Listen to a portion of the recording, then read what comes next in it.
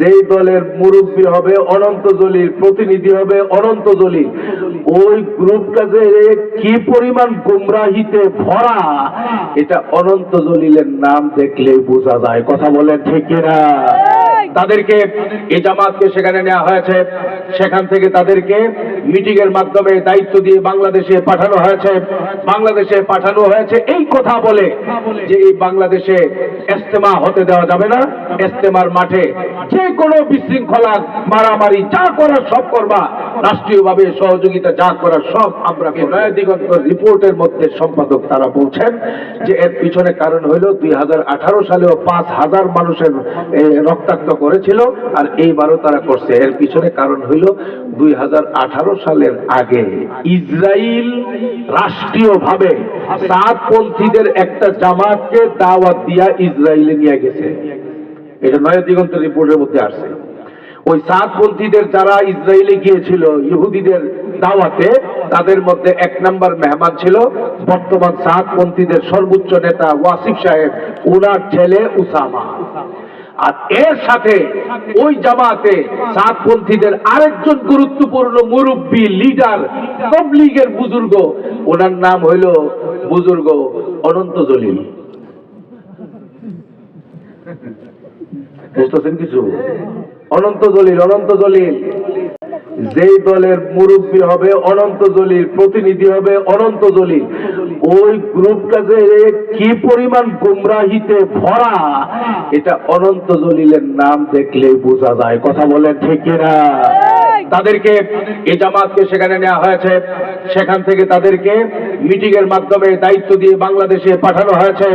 বাংলাদেশে পাঠানো হয়েছে এই কথা বলে যে এই বাংলাদেশে ইজতেমা হতে দেওয়া যাবে না, ইজতেমার মাঠে যে কোনো বিশৃঙ্খলা মারামারি যা করার সব করবা, রাষ্ট্রীয়ভাবে সহযোগিতা যা করার সব আমরা করব।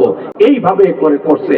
আমি পরিষ্কার বলতে চাই আপনাদেরকে, বাংলাদেশের আলেম ওলামা, বাংলাদেশের আলেম ওলামা যাদের তত্ত্বাবধানে দাওয়াত তাবলীগের মেহনত চলছে, এদেরকে বাদ দিয়া এই ডাক্তার ইঞ্জিনিয়ারদের পিছনে পইরা ঈমান, আকীদা, ইজ্জত, আবরু সব নষ্ট কইরা এই গুন্ডামি সন্ত্রাসীর মাধ্যমে দেশটাকে বিশৃঙ্খলার ভিতরে ফালায় দেওয়া, এটা কি কোনো অবস্থাতেই মেনে নেওয়া যায়? সুতরাং কথা এটাই হইতে হইব। এখন কথা কোনটা হইতে জানেন? আল্লাহ তাআলা যেটা বলছে, ইয়ারফাইল্লাহুল্লাযীনা আমানু মিনকুম ওয়াল্লাযীনা উতুল ইলমা দারাজাত।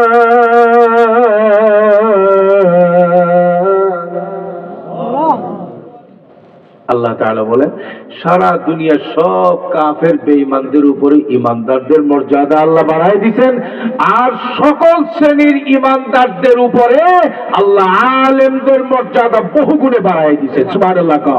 ওয়াল্লাযীনা উতুল ইলমা দারাজাত। সব শ্রেণীর ঈমানদার, ডাক্তার, ইঞ্জিনিয়ার, প্রফেসর, বিজ্ঞানী, যত শ্রেণীর শিক্ষিত মানুষ, শিল্পপতি মানুষ, রাজনীতিবিদ মানুষ এবং দিন খাওয়া, দিন আনায় দিন খাওয়া, খেতে খাওয়া মানুষ, যত শ্রেণীর ঈমানদার আছে যারা আলেম না, তাদের সবার উপরে আলেম সমাজের মর্যাদা আল্লাহ 1 গুণে বাড়াইছে না, বহু গুণে বাড়াইছে। কতটুকু বাড়াইছে আমি কথা গোটাই নিতেছি। দেখেন, রাসূলুল্লাহ সাল্লাল্লাহু আলাইহি ওয়াসাল্লাম বলেন, ফাদলুল আলিমি আলাল আবিদি কাফাদলি আলা আদনাকুম। জোরে কোন আল্লাহু আকবার। হাবিবে পাককে জিজ্ঞেস করা হলো, ও নবী, একজন আল্লাহর বান্দা, আলেম না, কিন্তু অনেক নামাজ পড়ে, অনেক ইবাদত করে, অনেক বুজুর্গ, অনেক তাকওয়ার উপরে চলে, তাহাজ্জুদ, জিকির, আজকার, তাওবা, তিলাওয়াত, রোজা সব চলে।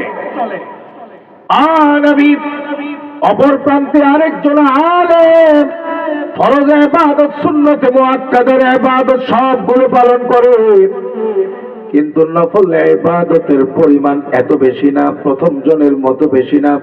আর নবী, আপনার কাছ থেকে জানতে চাই, কার মর্যাদা কম, কার মর্যাদা বেশি? ইবাদত বেশি একজনের, ইলম আছে আরেকজনের। আল্লাহর নবী বললেন, ফাদলুল আলিমি আলাল আবিদি কাফাদলি আলা আদনাকুম।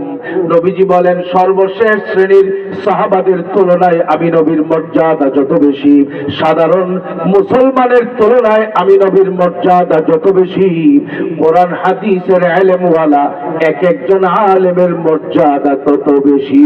সুবহানাল্লাহ।